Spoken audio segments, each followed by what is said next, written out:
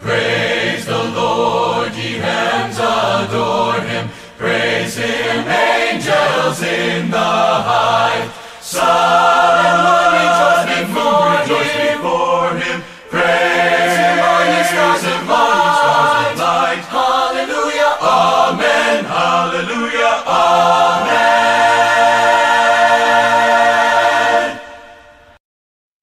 Inyong mapapakinggan ang programang Know Your Bible. Alamin ang inyong Biblia. Hatid sa inyo ng World Radio International and is supported by Church of Christ. Narito na si Brother Daniel Oliva. Magandang umaga po mga kaibigan at mga kapatid. Ito na naman ang programang Alamin ang inyong Biblia. Know Your Bible program. Matid po sa inyo ng World Radio International through Whites, Pero Road, Church of Christ, in West Monroe, Louisiana, USA. Inyo po lingkod na nagbibigay ng mensahe, Brother Dan Oliva. Ito na po ang ating second week for the month of October. Ito po ay intended for October 13, 2024. Ang pamagat po ng ating pag-aaralan ay The New Hermeneutics, Today's Predicament. Ang bagong pagpapaliwanag at pagbibigay ng interpretasyon sa Biblia, isa pong tinatawag nating kaguluhan o isa pong problema sa ngayong kapanahonan. Ang ating teksto ay 2 Timothy chapter 2 verse 15. Bago natin basahin at pag-aralan ng ating leksyon, of course, we would like to greet everybody, ang ating mga sponsors sa World Radio International, sa Whites, Pero Road, Church of Christ, and West Monroe, Louisiana, USA. Binabati natin ang ating mga listeners sa siyudad ng Baguio, Benguet, La Union, Pangasinan, Abra, and all the places na nararating po ng radio program na ito. By the way, brothers and sisters, ito po ay marinig nyo every Sunday dito po sa GMA Radio, DWRA, broadcasting from Baguio City, Barangay 92.7 FM every Sunday between 5 to 6 o'clock in the morning. Mamaya po, babatiin natin ang ating mga co-sponsors and other partners sa evangelism, of course, through the radio and through the YouTube. Ito po ay upload natin sa YouTube every Friday of each week. So talakayin na po natin ang ating paksa na pinamagatan kong The New Hermeneutics, Today's Predicament. Ang bagong pagpapaliwanag o interpretasyon ng salita ng Diyos, isa pong problema sa ngayong kapanahunan. Today's predicament. Ang ating pong teksto ay mababasa natin sa 2 Timothy chapter 2 verse 15. Ito po ay kailangang subject matter natin kasi marami po ang nagkakaproblema sa Biblia sapagkat napakamali po ng mga interpretasyon na ibinibigay ng mga nangangaral ng salita ng Diyos. Pag-aralan po natin ito upang sa gayon ay tama po ang ating pangunawa sa salita ng Diyos. Ito na po yung ating teksto. 2 Timothy chapter 2 verse 15, using the King James Version. Sabi ni Apostle Paul, "Study to show thyself approved unto God, a workman that needeth not to be ashamed, rightly dividing the word of truth." Alright, yun po sa King James Version, sulat ni Apostle Paul kay Timothy. Now, ganito pong sinasabi sa wikang Pilipino. Sikapin mong maging kalugod-lugod sa paningin ng Diyos. Isang manggagawang walang dapat ikahiya at tama ang paggamit sa salita ng katotohanan. So, yung ating pong mga teksto. Now, tumako na po tayo sa ating introduction. The devil will not let a true and flourishing work alone. Ano pong ibig sabihin niya? Ang demonyo po, pag mayroong magagandang gawain ang mga anak ng Diyos dito sa lupa, talagang ginugulo po niya yan. Binibigyan niya ng tinatawag na kaguluhan para hindi makita ng tao ang katotohanan at lalong nabubulagan ang mga tao. So every decade seems to bring a new attack upon the church and of course upon the Bible. So bawat 10 taon, meron pong mga tinatawag na pag-atake sa salita ng Diyos, pati na rin sa iglesia na itinayo ng ating Panginoon. For example, in the 1950s, yung pong issue ng anti-cooperation is very, very popular. Ano po yung anti-cooperation? Anti-cooperation means may mga iglesia ng Panginoon na nagtuturo na bawal daw magtulungan ang mga magkakapatid sa iglesia at bawal din na tulungan ang hindi pa miyembro ng iglesia. Yun po ang kanilang pinakadoktrina. 1960s, ano po ang problema ng 1960s? Well, there was a rebellion and civil disobedience. So, ang kanila pong isinisigaw, mag-rebellion. Hindi na mag-aklas, kundi ibig sabihin, huwag sumunod sa mga batas ng gobyerno o pamahalaan na may kontrobersya sa salita ng ating Panginoon Diyos. Yun po ay nangyari 1960s. Nang 1970s naman, dumating po yung tinatawag nilang Neo-Pentecostalism. Ano po yung Neo-Pentecostalism? Ito po yung doktrina na sabi nila yung mga iglesia ng Panginoon boring daw sa kanilang pagsamba. So pinasukan po nila ng emotional na mga pamangangaral at pag-awit. At yun po yung ginawag nilang Neo-Pentecostalism dahil sabi nila kailangan nandoon yung Holy Spirit. At dito po na nangyari yung mga aral tungkol sa speaking in tongues. Pagsasalita sa iba't ibang wika.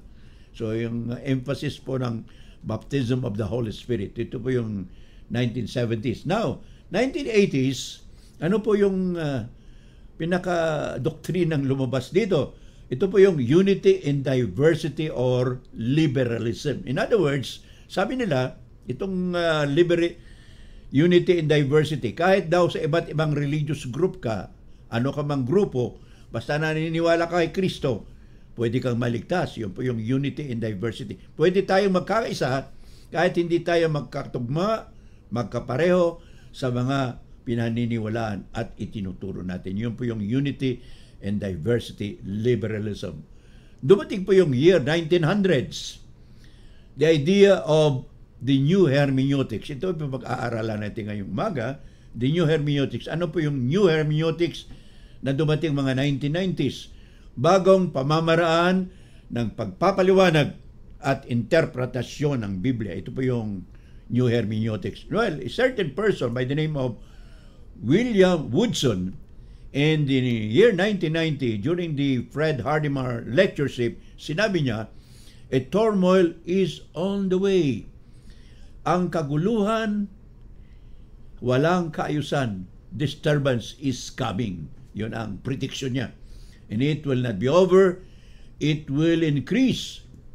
It is a new way of thinking is emerging which is foreign and hostile to what we have stood for. In other words, what sinasabi ni Woodrow Woodson, 1990s pa ito, during the Fred Hardeman lectureship, magkakaroon ng gulo at hindi lamang ito kaguluhan, kundi magpapatuloy. Magbibigay ng kaguluhan, lalong-lalo na sa pagbibigay interpretasyon o pagpapaliwanag sa mga salita ng Diyos. At ito po ay ating pag-aaralan ngayon. Yun po yung ating introduction. Now, dumako na po tayo sa mga definition of terms. Pagbibigay kahulugan sa salitang hermeneutics.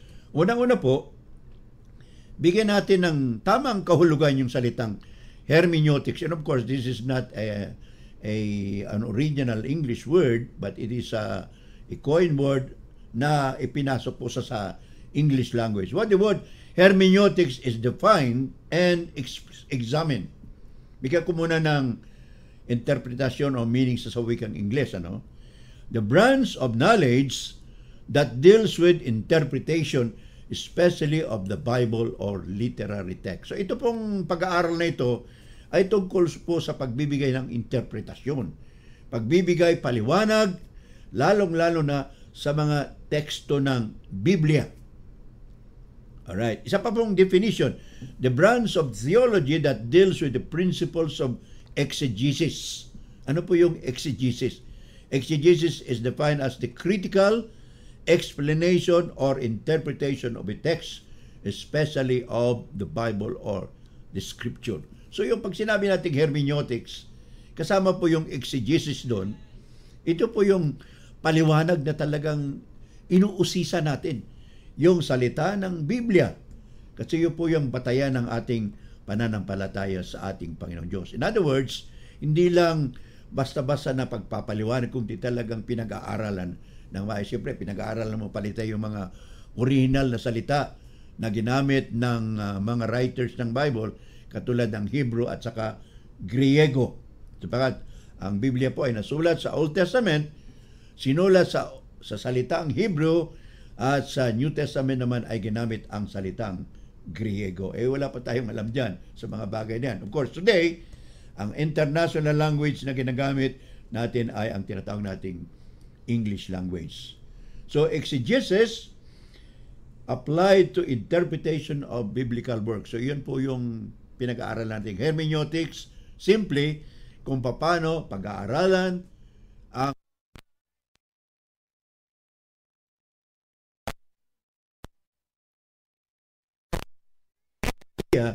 and hermeneutics is the literal interpretation, the assertion that a biblical text is understood according to the plain meaning. So yung hermeneutics po, it starts with the idea na kung anong nabasa mo, yun ang ibig sabihin niya. Kung hindi sa literal, pwedeng symbolikal. So halimbawa, sinabi ng Panginoon, kayo ang mga ilaw ng mundo. Hindi po literal na ilaw yun. So may ibig pong sabihin ng Panginoon. Ano pong ibig sabihin ng ilaw? O liwanag. Ang ilaw means nagbibigay ng liwanag. So in that sense, ang mga Kristiyano ay nagbibigay ng spiritual na liwanag dito sa ating mundo. Yan po example lamang ng tinatawag nating parte ng biblical hermeneutics o kung paano pinaliliwanag at inuunawa ang mga salita ng ating Panginoong Diyos. So, yun po yung original na hermeneutics. Now, let us go to the new hermeneutics. Kung ano naman ang bagong pagpapaliwanag, bagong interpretasyon ng salita ng Diyos na nagsimula po ng taong 1990s. Hanggang ngayon po, meron pa rin ito. At ang mga produkto nito po ay ang kaguluhan, dumami ang mga religious groups na sabi nila ay takasunod din sila ng ating Panginoong Kristo. Now let's go to the definition of the new hermeneutics. Well, hermeneutics is the theory and methodology of interpretation to understand biblical texts through existentialism. Malaming mga termino ditong medyo mahirap. Papaliwanag po natin. So yung new hermeneutics, pagpapaliwanag ng salita ng Diyos sa pamamagitan ng isang doktrina o filosofiya na tinatawag nilang existentialism. Ano po yung existentialism? Ito po ay teorya ng tungkol sa buhay ng tao. Simple, existentialism, mga kapatid, ang ibig sabihin nito, ang tao raw, tayong lahat, ay free moral agent. Mayroon tayong freedom of choice. Pwede tayong pumili kung ano man ang gusto natin sa ating buhay. Yan po yung tinatawag nilang existentialism. In other words, ikaw ang magbibigay kahulugan sa buhay mo. Ano pong ibig sabihin yan? Iba, parang ikaw yung sinasabi nilang, I am the master of my fate. I am the captain of my soul. Yun yung poem ng Invictus. Ako ang bahala sa buhay ko. Kung anong gusto kong mangyari, ako ang bahala. Kung anong magiging resulta, ako rin ang bahala. So, yun pang ibig sabihin ng existentialism in simple terms. The essence of the new hermeneutics stresses not only the existence of language, but also the fact that language is eventualized in the history of the individual life. So, medyo malalim po yung ibig sabihin, depende po sa mga pananalita na ginagamit ng isang tao. So, therefore, ito pong new hermeneutics, therefore, is method of viewing the Bible has a number of erroneous components. Ayon kay Mike Riley. So sabi ni Mike Riley, marami pong errors. Marami pong kamalian itong new hermeneutics at ito po ay isa-isahin natin. Ano po yung mga kamalian? Number one, sabi niya, it is one of the most devastating false teachings facing the church. Isa pong nakakasira na doktrina o pag-aaral, pagbibigay ng interpretasyon sa Biblia na maaring wasakin ang tunay na iglesia ng ating Panginoong Kristo. It should be rejected because it contradicts plain Bible teaching. Dapat po ay wag gawin at wag pag-aralan sapagkat ito po ay kumukontra sa salita ng Diyos. Kung anong sinabi ng Panginoon, kinukontra po ng tinatawag nating new hermeneutics. If accepted and followed, it can lead to apostasy. Sabi po nito ni Mike Riley. Pag tinanggap daw natin yung new hermeneutics o bagong interpretasyon sa Biblia, ito po maghahantong sa pagtalikod sa salita ng Diyos at pagtalikod ng mga tao sa tunay na iglesia ng ating Panginoong Jesucristo. Now, there are several errors. Medyo malalalim po itong terminology. Ito po ay subject to other discussion and pag-aaral. Pero babanggitin ko rin.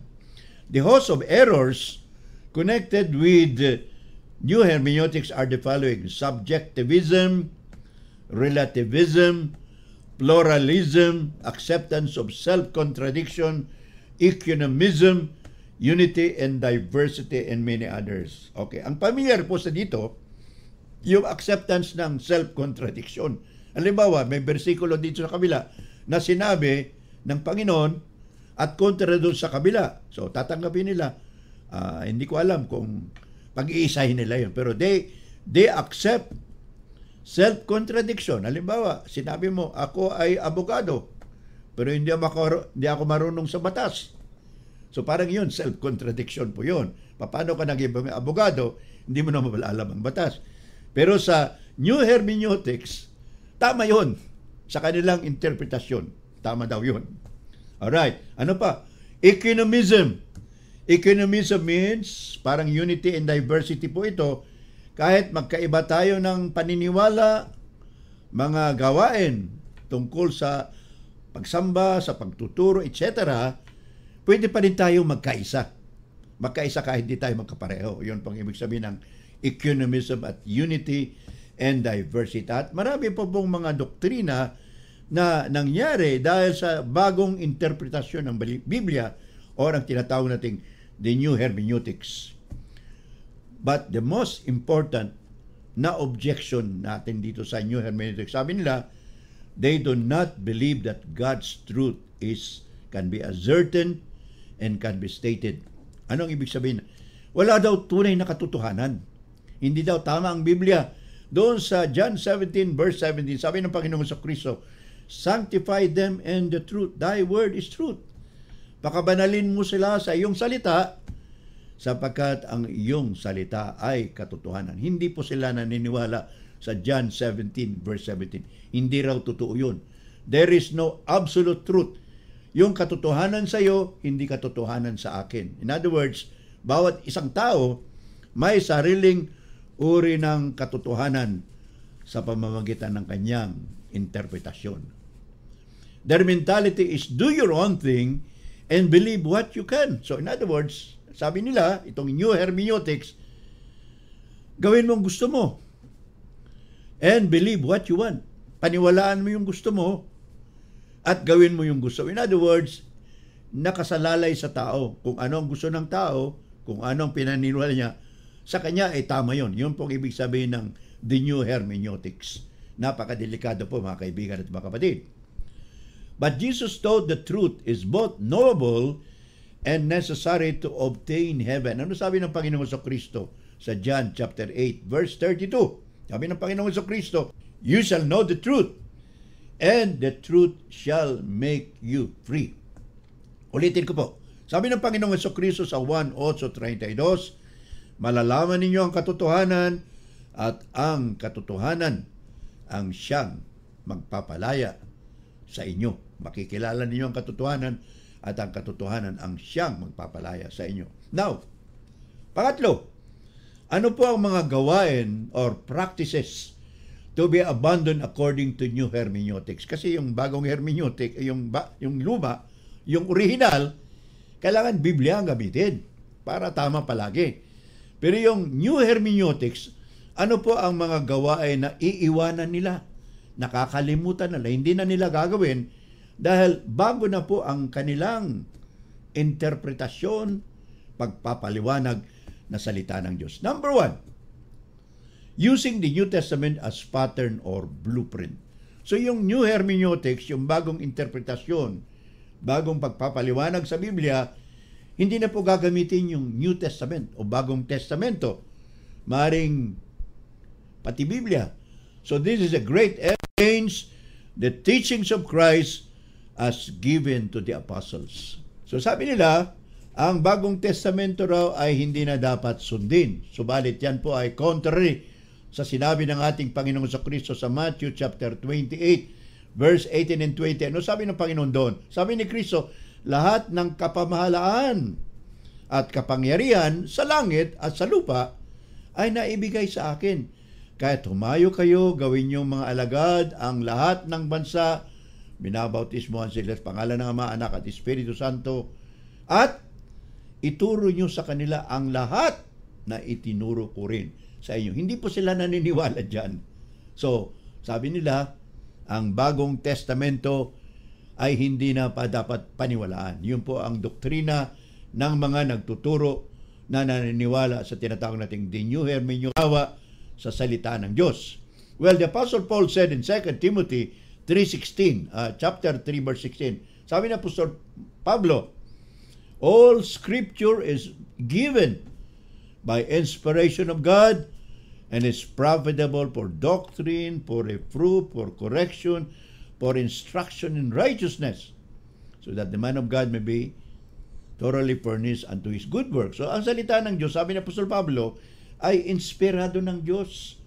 Ang pag-iisip ay galing sa Panginoon at ito ay ginagamit sa pagtuturo, sa pagsaway, at sa pagtuturo tungkol sa kabanalan at sa katuwiran. So, sa kanila po, hindi na acceptable yun. Hindi na nila kayang tanggapin yun. Basta kung anong gusto mo, kung anong pinaniwalaan mo, sapat na po yun sa mga advocates ng tinatawag nating new hermeneutics. Number 2, establishing authority through apostolic examples and necessary inference. Ano po ibig sabihin nito? Well, sa pag-aaral po ng Biblia, kung ano yung halimbawa ng mga apostoles, ay gagawin po natin. At kung ano yung mga tinatawag nating inference o luhika na nanggagaling sa mga bersikulo, ay gagawin po natin. Pero sa kanila, yung mga naniniwala po sa new hermeneutics, bagong pagpapaliwanag, bagong pangunawa sa Biblia, hindi po nila sinusunod yun. For example, sabi ni Apostle Paul sa 2 Peter chapter 1, 1 Corinthians chapter 2, verse 4 to 5. Sabi ni Apostle Pablo, my speech and my preaching were not with persuasive words of human wisdom, but in a demonstration of the Spirit and of power, so that your faith should not be based in the wisdom of man, but in the power of God. So sabi ni Pablo, ang aking salita, ang pangangaral ko, ay hindi sa masyadong mabulaklak na salita ng kaalaman ng tao. Kung ito ay pagpapakita ng kapangyarihan ng Espiritu Santo, upang sa gayon, sabi niya, ang inyong pananampalataya ay hindi nakabatay sa kaalaman ng tao, kundi sa kaalaman at kapangyarihan ng Diyos. Yun ang sabi ni Apostol Pablo. Pero sa mga new hermeneutics advocates, hindi po sila naniniwala doon sa sinabi ni Apostol Pablo sa 1 Corinto kapitulo 2, talatang 4 at 15. Ano pa? Sabi pa rin ng Apostle Peter, 2 Peter 1:21. Ganito pong sabi ni Peter, for prophecy never came by the will of man, but holy men of God spake as they were moved by the Holy Spirit. So sabi ni Apostol Pedro, ang mga hula at mga salita na aking sinulat ay hindi galing sa pag-iisip ng tao at kagustuhan ng tao. Kung hindi, sabi niya, ito ay ginawa ng mga banal na tao ng Diyos at sila ay kinasihan, pinagalaw, binigyan ng kaalaman ng Espiritu Santo. So yun sabi ni Apostol Pedro. Pedro at saka si Apostol Pablo pareho po. Subalit ang mga advocates ng new hermeneutics hindi po naniniwala dyan. Sabi nila, I can do all things, I can do my own way, and I can believe what I want. Yun ang paniniwala. Pwede kong paniwalaan ang gusto ko, pwede kong gawin ang gusto ko. That's the new hermeneutics. Another example, necessary inference. Ano po yung necessary influence? Hindi po diretso na sinasabi, pero makikita natin yung logic sa versikulo. For example, sabi ng Panginoon, truth is not directly or expressly stated, but must necessarily follow as a logical conclusion. Halimbawa po dito, sabi ng Biblia, Marcos 16:16, ang sino mang sumasampalataya at nababautismuhan ay maligtas. Marcos 16:16. Sa Gawa 2:38, sabi ni Apostle Peter, magsisi kayo at magpabautismo sa kapatawaran ng inyong makasalanan at sa pagtanggap ng kaloob ng Espiritu Santo. Sa kanila, yung mga new hermeneutics, mayroon pong logical conclusion dito dahil kailangan may paniwala ka bago ka mabautismuhan. Yung mga batang kapapanganak pa lamang, ang mga sanggol, hindi po pwedeng maniwala. Wala pa silang buwang. So sa kapatwid, hindi sila pwedeng bautismuhan o ilubog sa tubig o tinatawag nilang binyagan. Pero mayroon pong mga grupo sa reliyon na sabi nila sila ay Kristiyano, yung kapapanganak daw na bata, makasalanan. Meron na agad kasalanan. So kailangan bautismuhan. Namamana raw yung kasalanan ni Adan at saka ni Eva. Ano ba yung kasalanan ni Adan at saka ni Eva? Kumain lang sila ng bawal na bunga. Namamana ba ng bata yun? Hindi po logical. Pero sa kanila, hindi po sila naniniwala dyan sa tinatawag nating necessary inference. What they believe is what they believe at ginagawa nila yung gusto nila at paniniwalaan nila yung gusto nila. That is the new hermeneutics. Yan po ang bagong interpretasyon ng salita ng Panginoon. Advocates na nagsimula po 1990. Now, number 3, isa pang ginagawa nila, making the Bible, the silence of the Bible prohibitive. Sa Biblia po, sabi ng battle cry ng mga restorers, be silent where the Bible is silent. Maging matahimik ka kung walang sinasabi ang Biblia. Pero sa kanila, hindi raw tama yun. Pag tahimik ka ang Biblia, pwede mong gawin. Pwede kang gumawa ng isang pamamaraan. Pwede kang magturo ng isang doktrina. Halimbawa po, the Bible is silent, and if it does not mean we cannot act on it. It means we can go ahead and do what we want. Sabi ni Woody Woodrow. So, Biblia daw silensyo, walang sinasabi, pwede tayong gumawa ng gusto natin. At gawin natin ang gusto natin. Yung po sabi ni Woody Woodrow, isa po sa mga advocates ng New Hermeneutics. Well, for example, sa Biblia po ay hindi sinasabi kung ano ang nangyari kay Kristo o anong ginawa ng Panginoong Jesucristo nang siya ay taong 13 hanggang taong 29. When Christ was at the age of 13 to 29, wala pong sinasabi ang Biblia.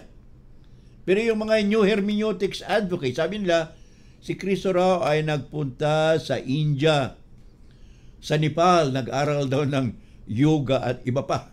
Yung mayroong isang grupo, pumunta raw sa Amerika, nang-aral doon sa mga Indians. At marami pa. So mayroon pong tahimik ang Biblia, pero bibigyan po nila ng kasaysayan. Mayroon pong marami pong example yan. Hindi lamang yan. I'm just giving you one example.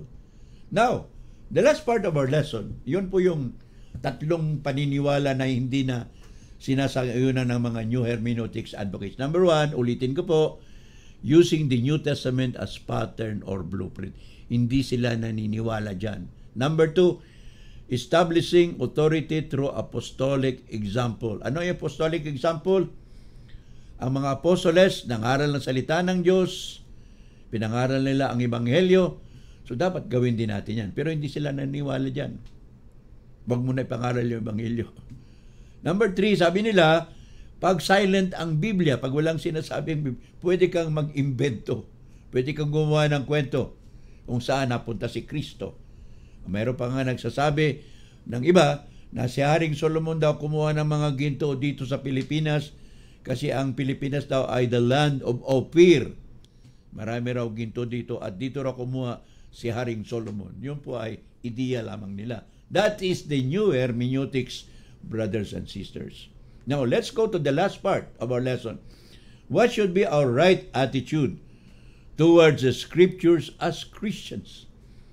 Kung tayo po ay tunay na mga Kristiyano, ano po ang dapat nakaisipan na gawin natin tungkol sa Biblia, sa salita ng Diyos, lalo na po ang banal, bagong tipan?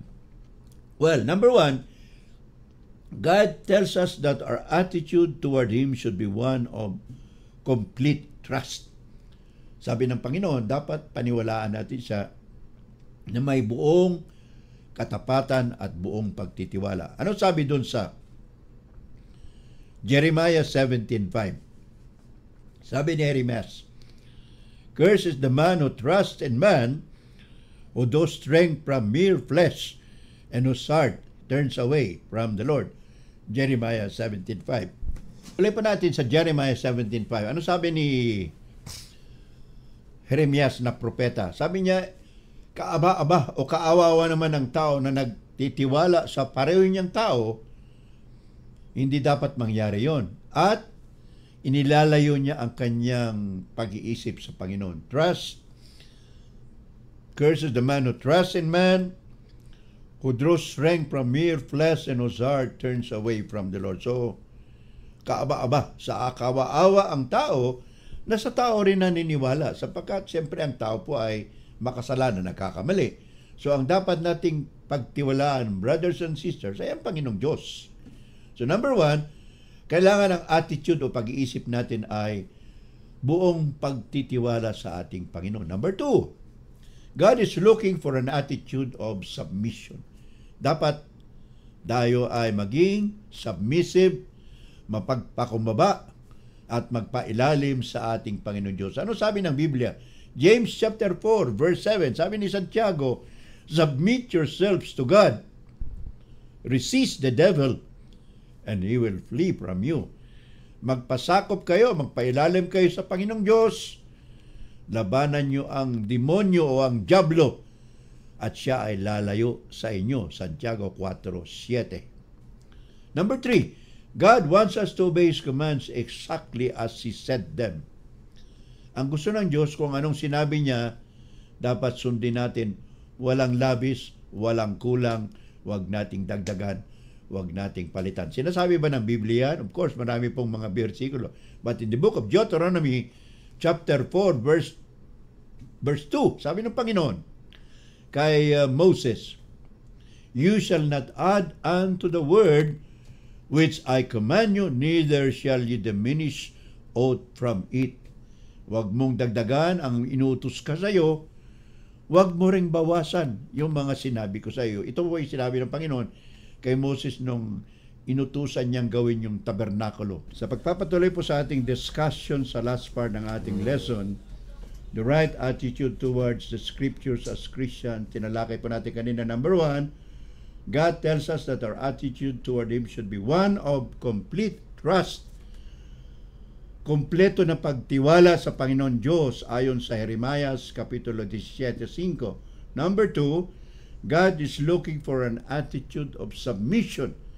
Dapat magpasakop tayo, magpailalim tayo sa ating Panginoon Diyos ayon sa sinabi sa Santiago 4:7.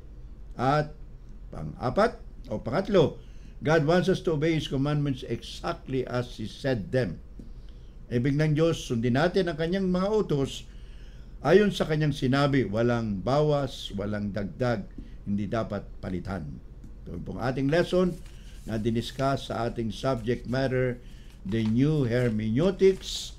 Nawa ay nakapagbigay tayo ng magandang kaalaman sa ating mga kapatiran, sa mga preachers, sa mga nag-aaral ng salita ng Diyos. Patuloy tayong mag-aaral ng salita ng Diyos sapagkat yan lang po lamang ang ating paraan para makatungo at makaligtas sa ating buhay. Sa ating pong pagtatapos, mga kaibigan at mga kapatid, people tend to doubt God's words because they contradict their positions and opinions. Ang mga tao, kinakalaban nila ang salita ng Diyos sapagkat ang salita ng Diyos ay lumalaban sa kanilang mga opinyon at sa kanilang mga gawain. So, dahil doon, ayaw nilang tanggapin ang Panginoon at ayaw nilang tanggapin ang salita ng Diyos. Sabi ni Apostle Paul, 2 Timothy chapter 4, verse 3-4. Ito po napakagandang talata. Basahin po natin mga kapatid, kung meron po kayong Biblia, ikalawang Timoteo Kapitulo 4, talatang 3 at 4. Ganito pong sabi ni Apostol Pablo, sapagkat darating ang panahon, hindi na nila makikinig sa wastong katuruan. Sa halip, susundin nila ang kanilang mga hilig. Maghanap sila ng mga tagapagturo na walang ituturo, kundi ang ibig lamang nilang marinig. Yun po sabi ni Apostol Pablo, hindi na sila makikinig sa katotohanan, sa halip ay babaling ang kanilang pansin sa mga katang-isip. Kita nyo na? So sabi ni Apostol Pablo, hindi na sila maniniwala sa katotohanan, maniniwala na lang sila sa mga katang-isip. Sa English, they would resort to fables, theories, and inventions to suit their own beliefs. Mga teorya, mga kwento-kwento, mga sarili nilang pagtuturo para lamang mabigyan ng kasiyahan ang kanilang mga sarili. Yun po sabi ni Apostol Pablo, ikalawang Timoteo, Kapitulo 4, 3 at 4. Hindi na sila makikinig sa katotohanan, sa halip ay babaling ang kanilang pansin sa mga katang-isip lamang. Yun po yung theory, fables, theories, and of course, inventions ng mga tao. And the result, yun po ang resulta na pinag-aralan at yun po yung new hermeneutics. Ang bagong pag-aalala, ang bagong pagpapaliwanag, at ang bagong pangunawa sa salita ng Diyos, which is actually contrary to the Bible. Man cannot change God's words according to his own whims and caprices. Hindi po pwede palitan ng tao ang salita ng Diyos. Ano sabi ni Kristo? The Word of God is absolute. Hindi pwedeng palitan, hindi pwedeng bawasan, hindi rin pwedeng dagdagan. Ano sabi ni Kristo? I am the way, I am the truth, and I am life. Ako ang daan, ako ang katotohanan, at ako ang buhay. Walang makakaparoon sa aking Ama sa kalangitan kung hindi sa pamamagitan ko. Yan po ay salita ni Kristo. Huwag niyo pong paniwalaan ang mga nagsasabi na sila na raw yung appointed Son of God sa ngayong kapanahunan. Sa ating po pagtatapos, bigyan natin ng invitation ang mga kapatiran, mga nakinig at nanood sa video na ito. Kung kayo po ay wala pa kay Kristo, we would like to help you, brothers and sisters. If you want to be saved according to the Bible, to be secured in Christ, we would like to invite you. In other words, believe in Christ and be baptized. Ayon sa Marcos 16. So, sumampalataya kay Kristo, magpabautismo upang kayo ay maligtas. Sabi pa rin Apostol Pablo, Apostol Pedro, Acts 2:38, repent and be baptized, every one of you, for the forgiveness of your sins, and ye shall receive the gift of the Holy Spirit. Magsisi kayo at patatawarin ang inyong mga kasalanan, pagbaptismo kayo, at tatanggapin ninyo ang kaloob ng Espiritu Santo. Ngayon na po ang araw ng kaligtasan. Today is the acceptable time. Today is the day of salvation. And Christ is calling you. Ano sabi ni Kristo? Matthew chapter 11, verse 28 and 30. Come unto me, all ye that labor and are heavy laden, and I will give you rest. Take my yoke upon you and learn of me, for I am meek and lowly in heart. Ye shall find rest unto your souls. Manalangin po tayo mga kaibigan at mga kapatid. Ama po namin, maraming salamat sa leksyon na ito. Pagpalain niyo po ang mga nakinig, ang nanood sa video, aming mga sponsors, aming mga partners, at lahat ng mga tumulong sa radio program na ito, sa YouTube, pati na rin ang stasyon na ito. Lahat po ay pagpalain niyo. Patawarin niyo kami sa aming mga kasalanan. Pinapatawad din namin ang mga nagkulang at nagkasala sa amin. Maraming po salamat. Pangalan ng ating Panginoon Kristo, dinadalangin natin. Amen. Salamat po sa aming mga partners, kapatid na Rico J. Canlas of San Fernando City, Pampanga, Sister Dina Ibita Kaugiran and Brother June of Metro Manila Congregation, Sister Rose Untalasco of Canada, together with husband Brother June, Christian World Ministry, headed by Brother Terry Dennis, Art Madlaing, John Jeffrey, James Kitoriano, and Deborah Quinones Marcos. Sa aking sister sa Cebu, Evelyn, sa mga kapatiran sa Dao Capis Nards Tuanyo and Bibing Tuanyo and the Red Church there over there. Mga kapatiran sa Italy, Sister Anna, kapatiran sa Jeddah, Brother Jonathan Sareno, Henry Katig, and the rest of the world. Maraming po salamat. God bless us all and God bless you. In Jesus' name, sinasabi po natin ito lahat. Amen. Amen. Amen. Praise the Lord, for He is glorious. Never shall His promise fail. God hath made us victorious. Sin and death shall not prevail. Hallelujah. Amen. Hallelujah. Amen.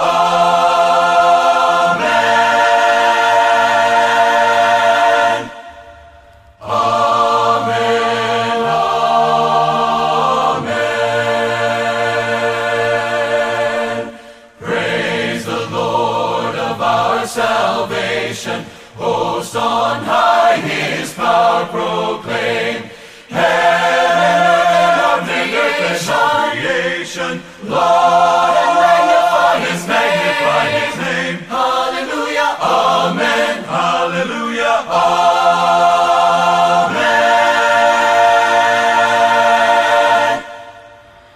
Amen, amen.